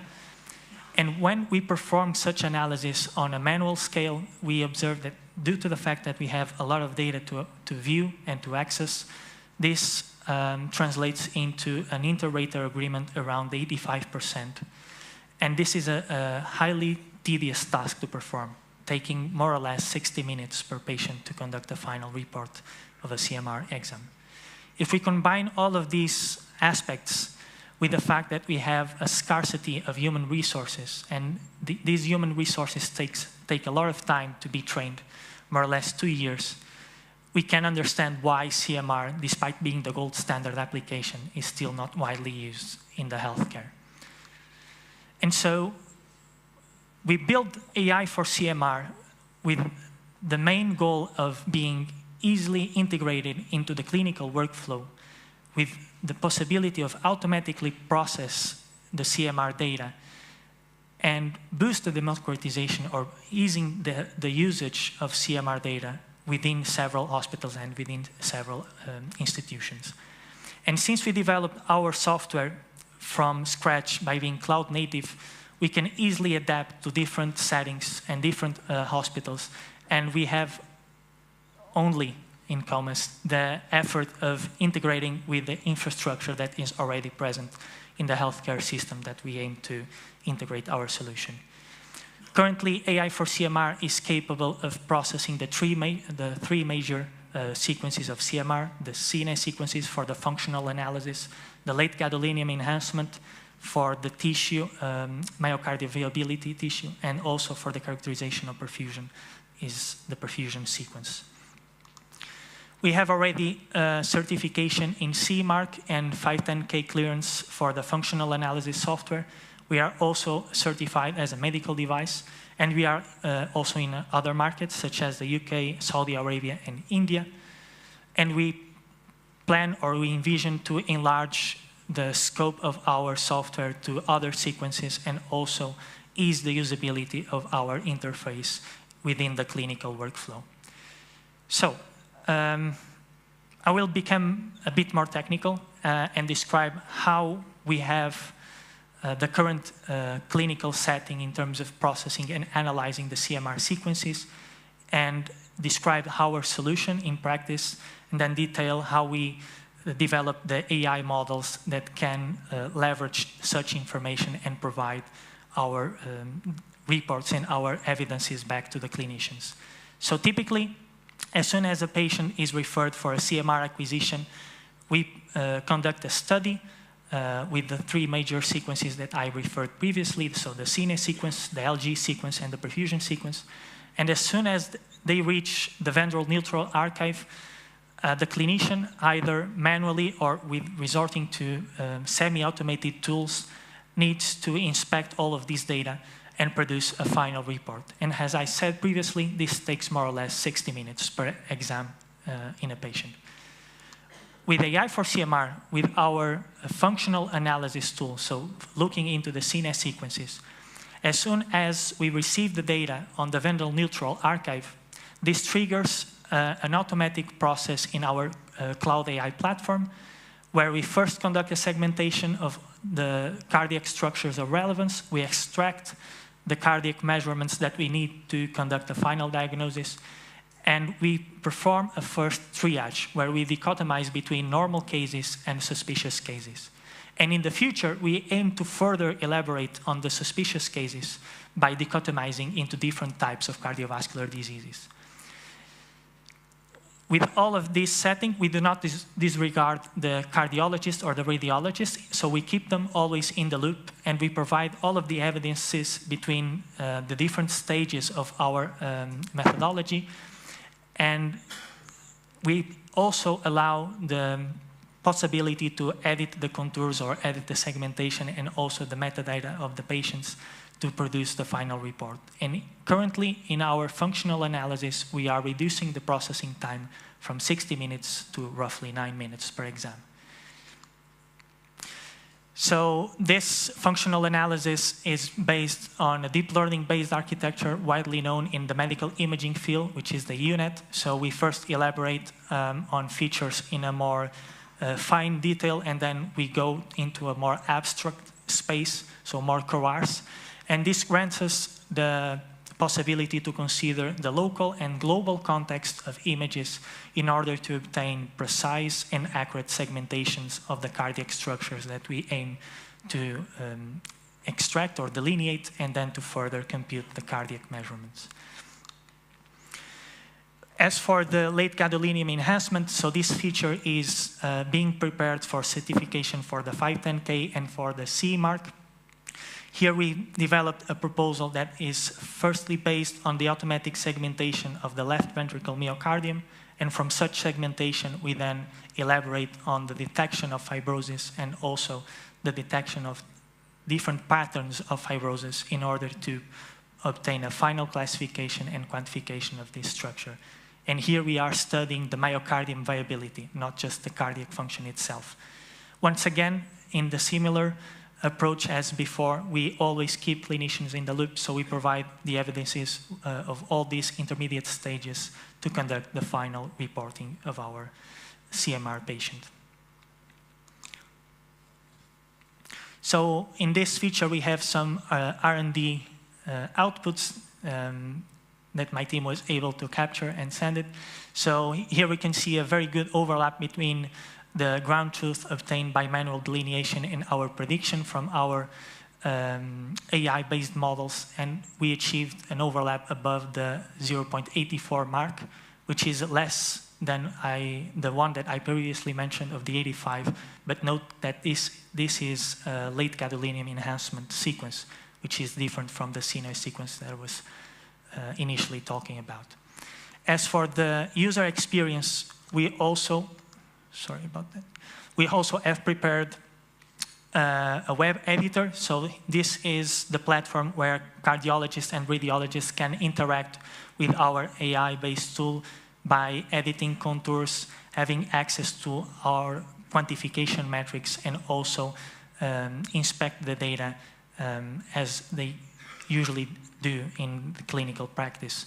And therefore, we also can then put all of these changes back to the reporting in an automatic manner in order to avoid the duplication of information. As for the perfusion sequence, perfusion that is a sequence that is also used to study the myocardium viability, we follow the same approach, but here, due to the nature of the data, we need to develop a deep learning algorithm that is capable of performing motion correction, because we are acquiring data throughout time, and therefore the patient can move and they can also breathe within acquisitions and different slices. And in order to guarantee the robustness of our segmentation algorithm that is after this pipeline, we need to first conduct a motion correction and then perform the automatic segmentation. After obtaining the segmentation of the left ventricle myocardium, in perfusion, we focus on characterizing the signal intensity curves in order to check within specific regions of our left ventricle myocardium which are the ones that are not perfusion, or which are not the ones that are perfusing the blood flow correctly.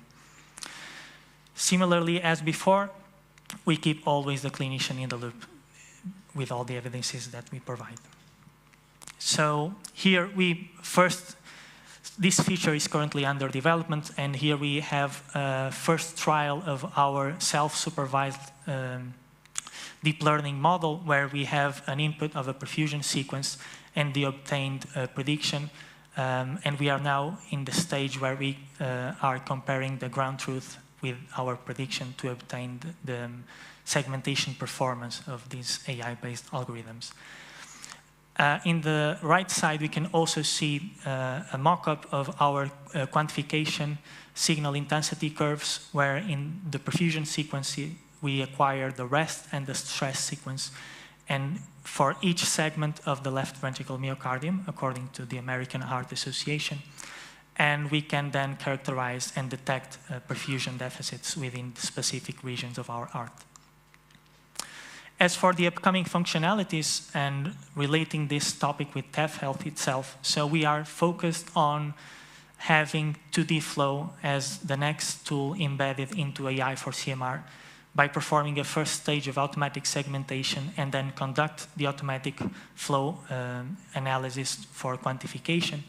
And here we think that the partnership between AI4Med and Hospital de Saint-João can bring added value by having in one side the clinical and domain knowledge and the expertise to provide the feedback to our technical and innovative side, but also allow the access to clinical data and test in the real world scenario the usability of this platform and this solution, and also have some feedback on the performance of the AI model itself.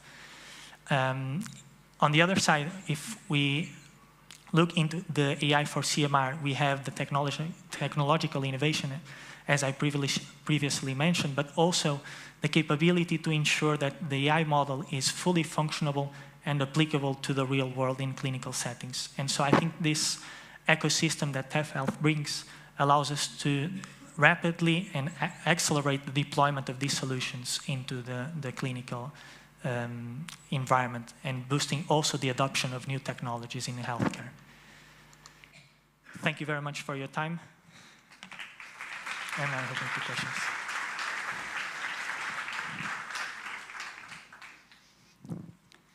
Thank you very much, Adriano. And just to let you know that questions will be allowed at the end, so keep your questions and we will catch you in a few minutes. And now I call to the stage 𝗲𝘅𝗽𝗲𝗿𝗂𝗁, a clinical medical officer from Ionic.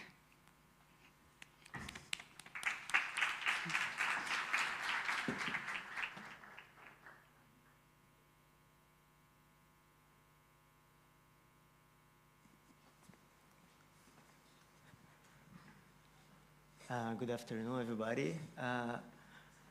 I'm here to present our solution called 𝗵𝗲𝗶𝗀𝗀. And some of you might be heard about some solution of that kind, but solution for remote scanning for CT, PET-CT, and MRI. We are actually making possible to scanner to be remotely operated. So I am a radiologist. So what the problem that we're solving right now? We have some numbers from UK, since the data from Europe is not so consolidated. We have 3 problems: diagnostic delays, tech shortage, and resource underutilization. We have not only in UK, but in whole Europe, to have a scan, it's something that you can take a lot of time to have a scan done and have your disease treated. You have a tech shortage. This is not only UK or Europe, but it's globally. It's a high-skilled professional, so you need those professionals. In some countries, they have to travel all over the country to make examinations for all the patients, and to be possible to make those examinations. And also resource underutilization, because not every technologist, they know how to perform all examinations in over the brands, machines. So this is why we can use 100% of all MRI and CT scanners. So what our solution does? Our solution is composed by a software, a robot, and that's why we're talking about this here, and a streaming device.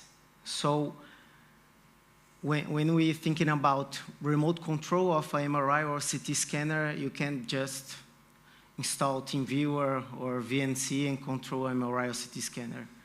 So that's why we developed a technology, this streaming device, that allows this equipment to control keyboard, mouse, and video in real time, with the proper conditions to operate a machine remotely. This is transmitted for a remote technician that can perform in real time the operations. But some of the functions of the MRI, CT scanner, they are not, you can do that remotely, because some machines, or most of them, they have a keyboard like this, to initiate x-rays, to move the table, and so many functions, and to obviously communicate with the patient.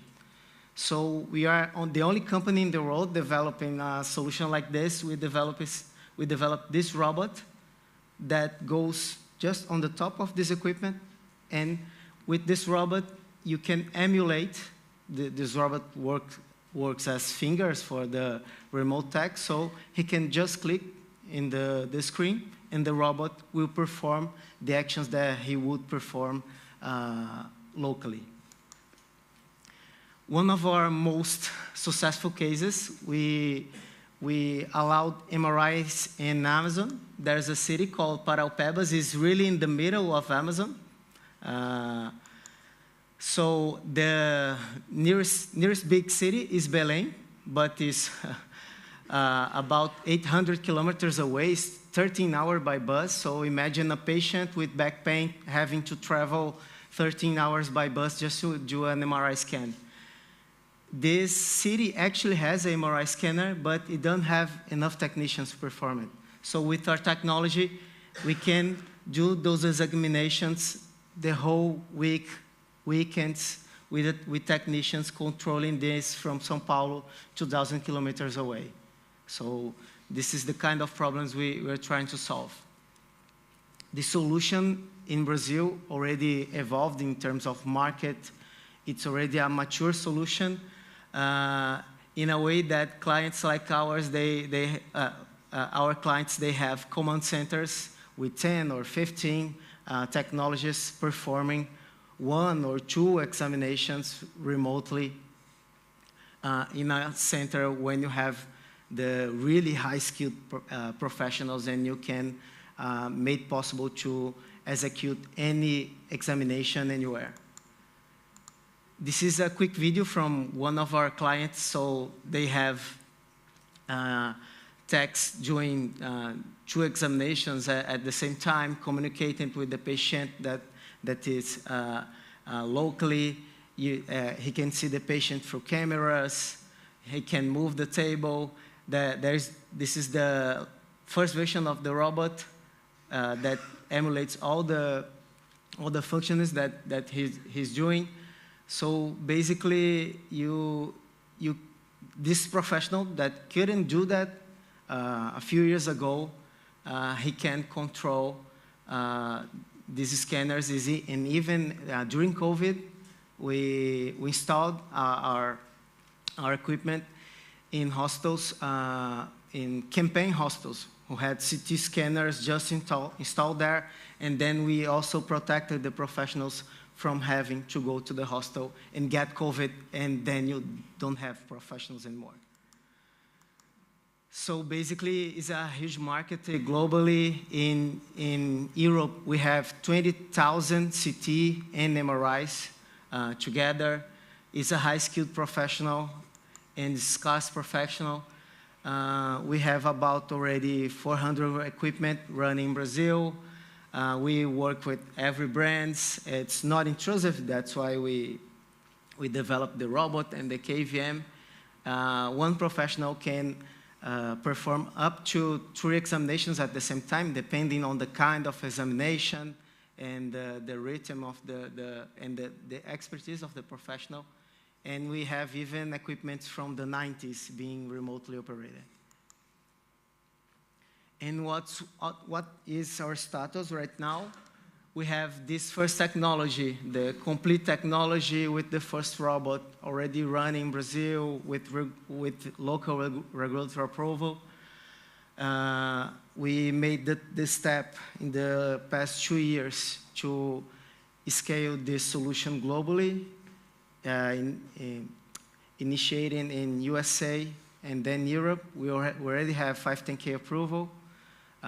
We just had a CE marking audit. We're about to have our certificate.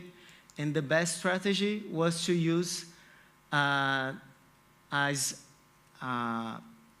smaller version without the robot, since the robot, for his novelty, takes a lot of challenges, regulatory speaking. Then we have this solution called 𝗵𝗲𝗹𝗁𝗋 Lite that's similar with another competitors have.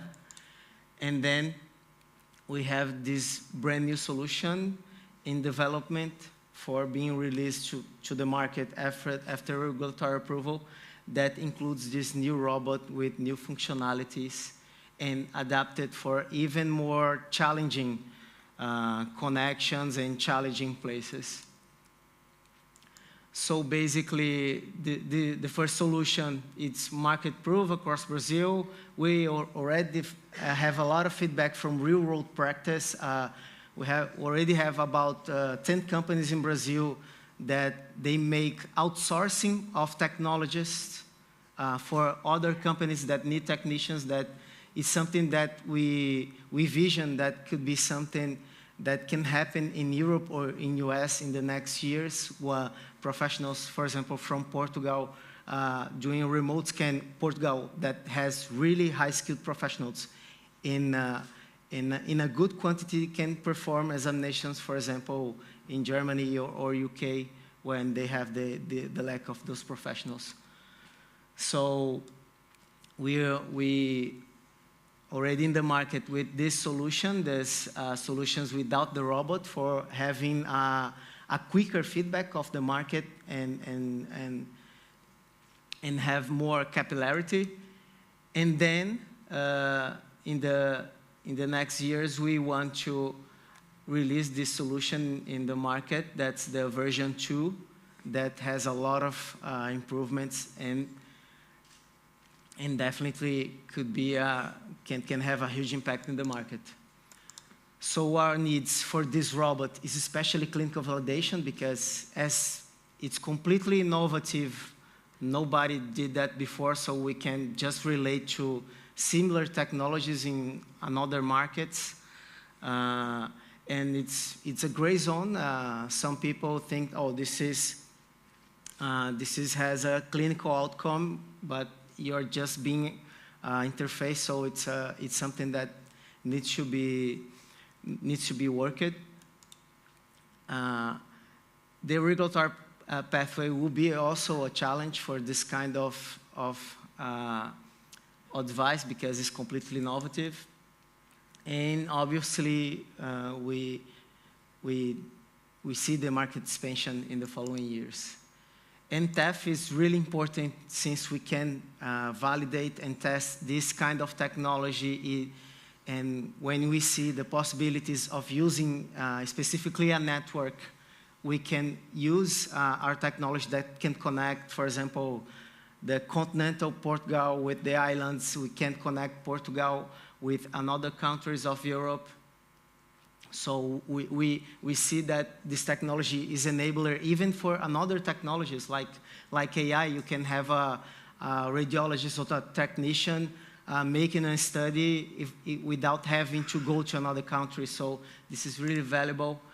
So TEF can help us with the regulatory and certification. We're already doing this with IPN. And also clinical trials. Once we are in the market, this device has to be surveillance. We need to do surveillance with this kind of device, and this is something that's crucial. So now, in spite of being a Brazilian company, we already have our company here in Portugal as well. We are in Instituto Pedro Nunes, just beside the 𝗍𝘅𝗽𝗂𝗍𝗍 Hostel in Coimbra. So we see as the perfect place to have the validation of this technology, the robot and the rest of the technologies. With all the clinical expertise, they have a really good installed base of equipment, MRI, PET, and CT scanners. So this could be a really good step for us in this moment to really leverage this technology and have regulatory approval in Europe. And as I was saying, we envision all these possibilities, not only in Portugal, but obviously have the possibility to connect the entire Europe or even go to another continents, as we see that's possible with our technology. So thank you.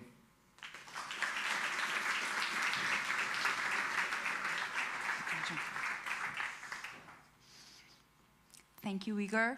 And it was a really interesting session, because we heard from our opinion, of course, validated opinion, but what is the value for the SMEs?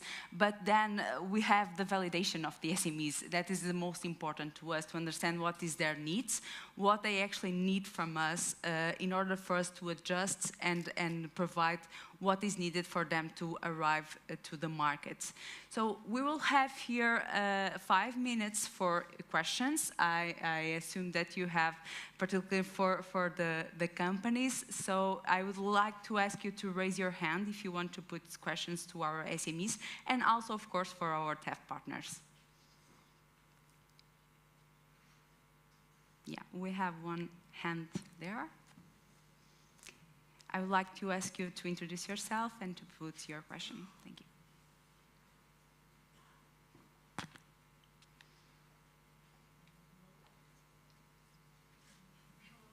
not working?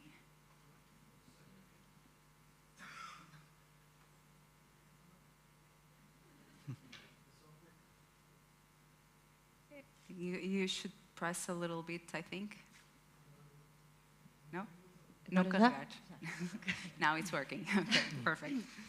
So my question, I will address it to Adriano Pinto. I have two basic questions. The first one is when you have the AI triage, right? How do you assure that there's no fail at all? And then, from an ethical point of view, I would like to understand where does start the responsibility of the AI and where does it end, and where does start the responsibility of the physician and where does it end? Thank you. Tough questions, eh? So the first one, in terms of how we ensure that the triage is working properly.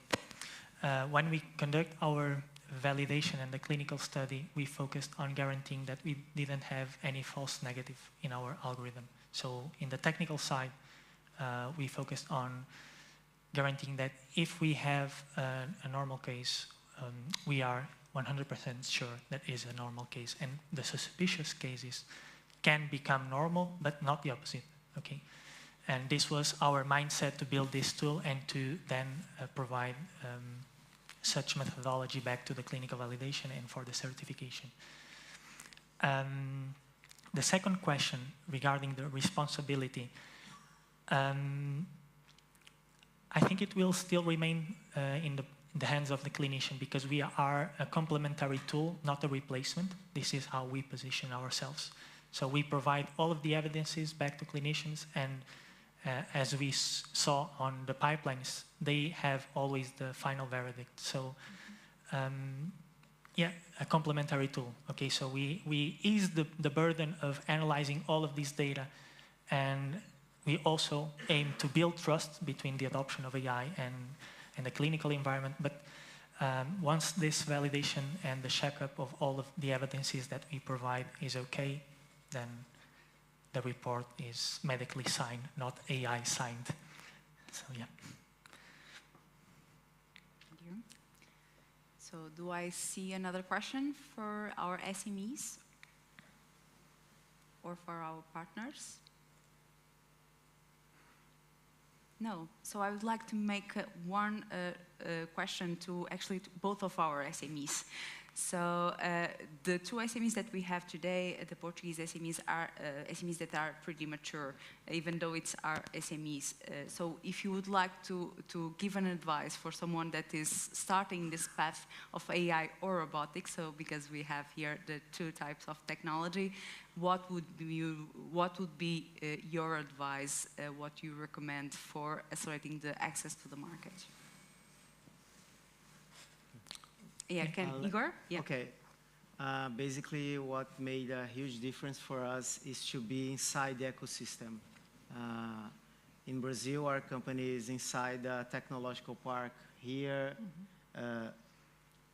here in Portugal, we are inside Instituto Pedro Nunes, and being inside the ecosystem, it's what makes all the opportunities to flourish and make things faster, because you don't know what you don't know, and you're always dealing with uncertainties. And when you're inside these places, you get the answers, or you get someone who knows who knows the answers. So basically, I think this is one of the most breaking through achievements in terms of what to do. I'll do it. Thank you, Igor. And Adriano, any comment on that? Yeah, just to build upon what Igor said, because I also totally agree with what you said, actually. And in our case, we also benefit a lot from the feedback and have a clear purpose of what we aim to provide to clinicians with our software solution. And this does not come from a simple meeting, or it builds throughout time. And once you see the product or the software being tested on a real case scenario, you then know that, okay, we are doing the right job. So the feedback is really the key aspect, and keeping always that information as a gold mine that helps you drive the AI solution. So we are here to facilitate, not to complicate the life of clinicians. That's our motto. Thank you, Adriano. Very good. So final notes, Maxime and Laure. So I saw the SMEs touching a lot on your value proposition, or our value proposition, but the one that you pitch. Any final notes here as a piece of advice on the perspective of facilitators? Well, I think everything that we're building here makes sense if it's being used by SMEs. It's kind of reassuring that we use the same icon to describe the same problem, so we're at least beginning to speak the same language, but it's really key. The feedback is important to them, but the feedback is important to us. So if SME apply to calls, we have to find a way to track their experience, their honest experience, so that we can improve.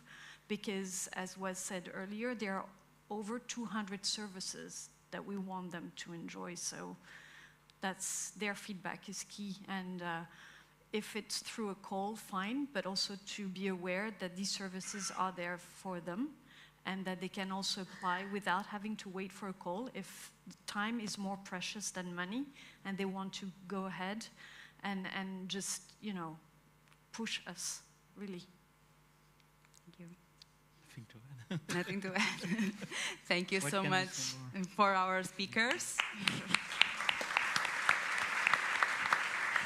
And to wrap up our event today, I want to extend heartfelt thanks also for our moderator, our speakers from the session 1, and all of you that came here today to Porto to be with us, to connect with us, to discuss here the future of TEF-Health and how we can improve our support to you, and also for our online audience that are being here assisting us and also putting their comments and their inputs. So your insights and engagement have uncovered here the importance of democratizing AI, particularly through collaboration and through regulatory alignment within Europe. So we move forward. Let's carry this inspiration sessions and the knowledge that we gather all together during this discussion, during this afternoon, to drive the impactful that we need to drive to put these technologies to the market. So together we are paving the way to trustworthy AI ecosystem that will benefit patients, providers, and societies. Thank you, and we look forward to seeing you with the progress that we can achieve as a community. Thank you so much for today. And for our next session, I call 𝗲𝗶𝗀𝗀𝗀𝗀𝗀. Thank you.